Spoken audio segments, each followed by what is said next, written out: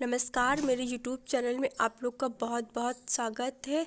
और एक बार मैं फिर से कहानी का दूसरा भाग लेकर के आ गई हूँ। और अगर आप लोगों ने इस कहानी के पहले भाग को नहीं देखा है तो प्लीज़ एक बार जाकर ज़रूर देखें, ताकि आप लोगों को पता चल सके कि कहानी की शुरुआत कैसे होती है।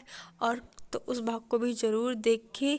लास्ट में हम लोगों ने कहानी में देखा था कि सौम्या कविता के गाल पे खींच के तमाचा रख देती है, और फिर सब लोग देख रहे थे कि जैसे सौम्या ने कोई बहुत बड़ा अपराध कर दिया हो। और उसके बाद सौम्या बिना क्लास किए हुए तनुश्री से मिलने उसके घर जाती है। और फिर तनुश्री सौम्या से बात नहीं करती है, क्योंकि कहीं ना कहीं तनुश्री सौम्या की उस हरकत की वजह से बहुत ज़्यादा दुखी हुई थी, और उसका जो मजाक बनाया था उसकी वजह से वह समझो बिल्कुल टूट चुकी थी। अब उसे समझ में नहीं आ रहा था कि वह कॉलेज में जाकर सबका सामना कैसे करेगी। और फिर तनुश्री उस हरकत के बाद वह कॉलेज ना जाने का फैसला लेती है, और फिर घर पर ही रहने लगती है। और जब यह बात सौम्या को पता चलती है तो सौम्या बहुत दुखी होती है, क्योंकि कहीं ना कहीं वह तनुश्री की पढ़ाई छूटने की वजह खुद को ही मानती है। और फिर सौम्या दूसरे दिन ऋषभ से मिलने जाती है। तब वह तनुश्री के लिए उसके प्यार की भीख मांगती है, लेकिन ऋषभ का दिल फिर भी नहीं पिघलता, और उसकी बेइज्जती करके ऋषभ उसे भी वहां से भगा देता है।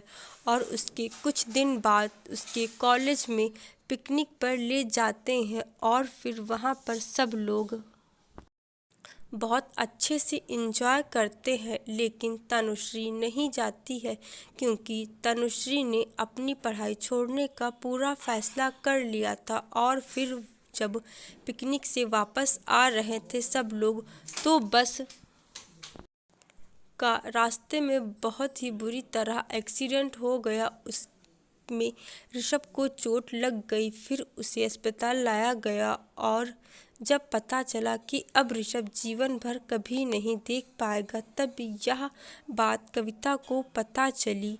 तब वह वहाँ से चली जाती है और ऋषभ से दोबारा कभी मिलने नहीं आती। और फिर ऋषभ घर पर ही रहने लगा। उसके बाद धीरे धीरे से उसके सारे दोस्तों ने उससे मिलना जुलना बंद कर दिया, और वह घर पर अकेला रहने लगा। उसका कोई दोस्त ना था कि उससे बात कर सके, और वह अकेला घर पर रोता उदास बैठा रहता।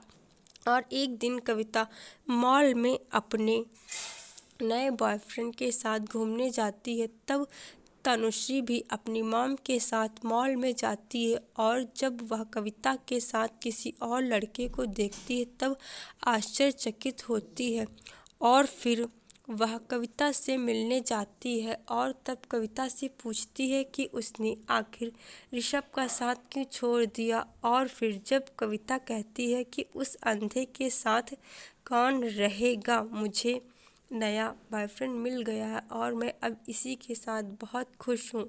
जब अंधे वाली बात तनुश्री ने सुनी, तब मानो तनुश्री के पैरों तले से जमीन खिसक गई। और फिर वह कविता से पूरी बात पूछती है, और फिर तनुश्री बिना सोचे समझे मिलने जाती है। और फिर जब वह ऋषभ के घर के बाहर जाती है तब उसे वही सारी पुरानी बातें याद आने लगती हैं, और फिर वह इमोशनल हो करके वहाँ से लौट आती है। उसके बाद तनुश्री सौम्या को कॉल करती है, और फिर उसे मिलने के लिए बुलाती है। और फिर वह सौम्या से कहती है कि मैं अपनी आँखें ऋषभ को देना चाहती हूँ, और उसके लिए मुझे ऋषभ के मम्मी पापा से बात करनी होगी। और फिर तनुश्री और सौम्या ऋषभ के घर जाते हैं, और फिर उसके मम्मी पापा से बात करते हैं। तब उसके मम्मी पापा बहुत खुश होते हैं और फिर डॉक्टर के पास जा कर के पूरी बात बताते हैं। तब डॉक्टर कहते हैं ठीक है, 2 दिन बाद तुम्हारी आंखें ऋषभ को दे दी जाएंगी। आशा करती हूँ कि आप लोगों को कहानी का यह भाग भी ज़रूर पसंद आएगा और मेरे चैनल को प्लीज़ सब्सक्राइब और वीडियो को लाइक ज़रूर कर दीजिएगा और कमेंट सेक्शन में ज़रूर बताइएगा कि कहानी का यह दूसरा भाग भी आप लोगों को कैसा लगा। और ऐसे ही आप लोग अपना प्यार और सपोर्ट मेरे चैनल के साथ बनाए रखिए ताकि आप लोगों के सपोर्ट से थोड़ी बहुत पहचान मेरा चैनल भी हासिल कर सके।